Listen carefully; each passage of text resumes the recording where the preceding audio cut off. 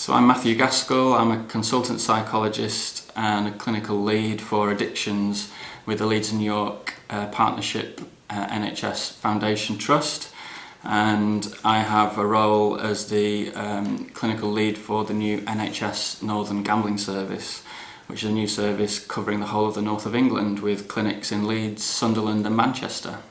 So I'd like to talk a bit about not just focus on the individual, because there's this narrative around individual responsibility that really people should just stop doing what they're doing and kind of get their lives together. There's something almost kind of weak-willed or wrong with them if they don't do that. It's terribly blaming and stigmatising and marginalising, and it affects people kind of coming forward, I think, and seeking the help that's there.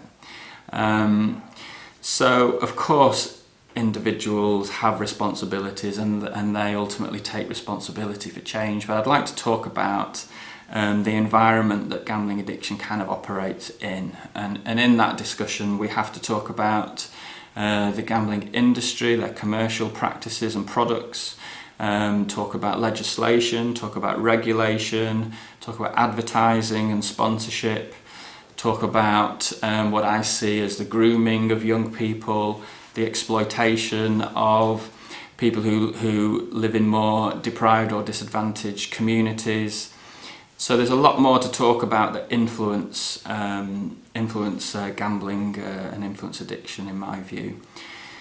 So in terms of legislation, I think we had a Gambling Act in 2005, which in 2005, with back then the new Labour government, the focus was on being quite friendly to big business at the time. That was, the context for the Gambling Act, and opening up gambling and opening up opportunities to gamble and so on.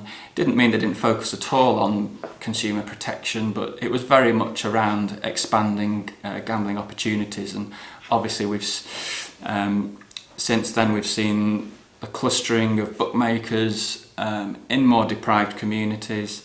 We saw the fixed odds betting terminals at the front of these bookmakers, which were very, very harmful products, which only recently changed. 2005, of course, was pretty much before our smartphones and online and everything. The real explosion over the last few years has been with online gambling, and the industry has made more and more money over the years, year on year, up to roughly around £15 billion is the gross gambling yield at the moment. There are 33 million active online gambling accounts in this country at the moment, and some of the figures are quite staggering when you think about it. I think we need to get much more up-to-date legislation, so it's basically out of date. So that's an obvious thing that needs to change. We need a Gambling Act fit for the changes that have been made over the last few years, and the ease and availability, particularly online.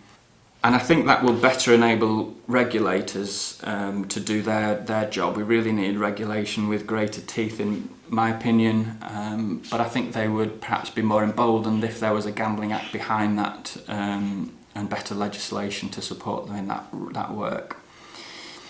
In terms of the gambling industry, obviously profits have gone through the roof. It's a profit-making industry and business. Shareholders have to be satisfied.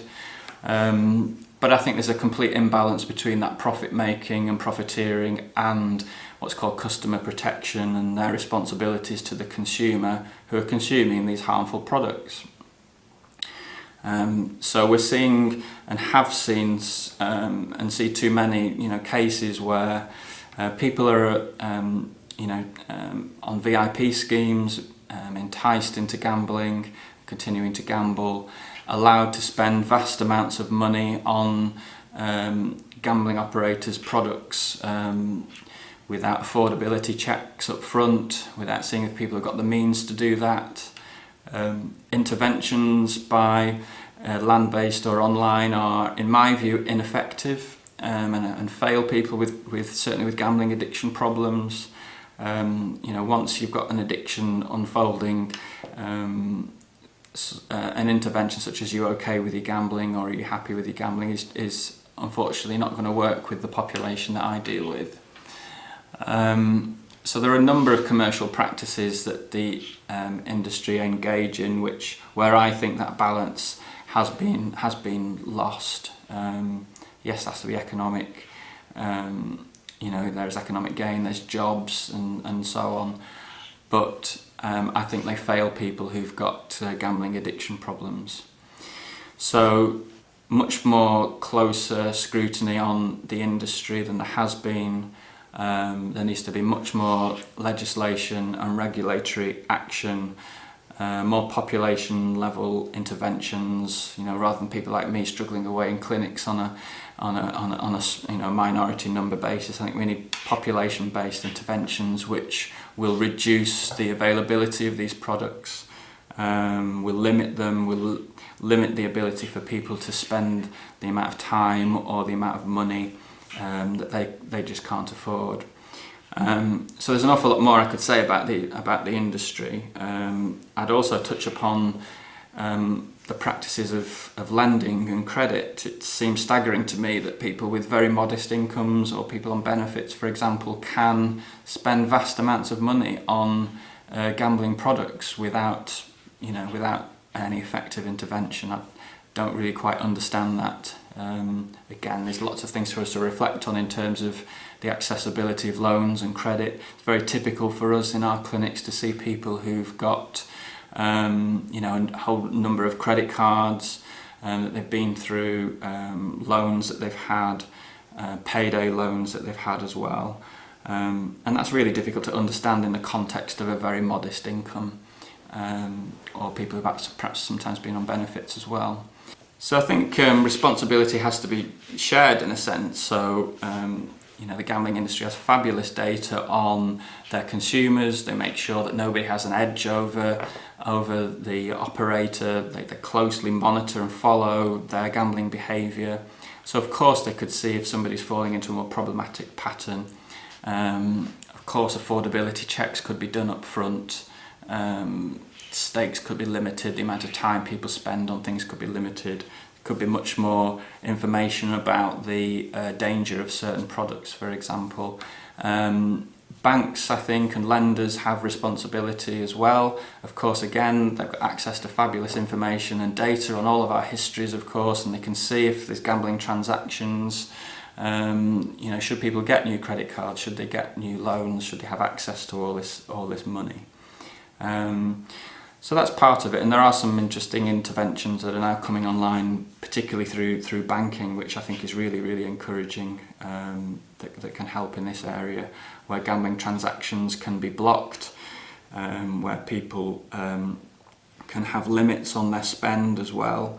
But of course we could look to transfer a little bit more of that to the operators as well and their practices. So yeah, that's some of the environment. Advertising I talk about as well, mass advertising over the last few years, lots of celebrities involved in this of course as well, targeting different demographic groups, kind of in a sense exploiting people's wish for success and glamorizing gambling of course that we see sometimes in adverts. Sponsorship of course, gambling sponsorship. I think half the Premier League football clubs have a gambling sponsor on their shirt. Certainly last year 17 of the 24 championship clubs had a gambling sponsor on their shirts. We see the advertising around the boards, there's data on Match of the Day. I think that 70-80% of Match of the Day had some kind of gambling message on in the background on average. So once you step back and you start to think about gambling, you sort of see that it's everywhere. And of course, most people can gamble without problems, but from my point of view, this whole arena and environment fails people who've got gambling problems and addiction problems, and so much more should and could be done to protect the most vulnerable people in our society. So yeah, there's so much more to do on that kind of level.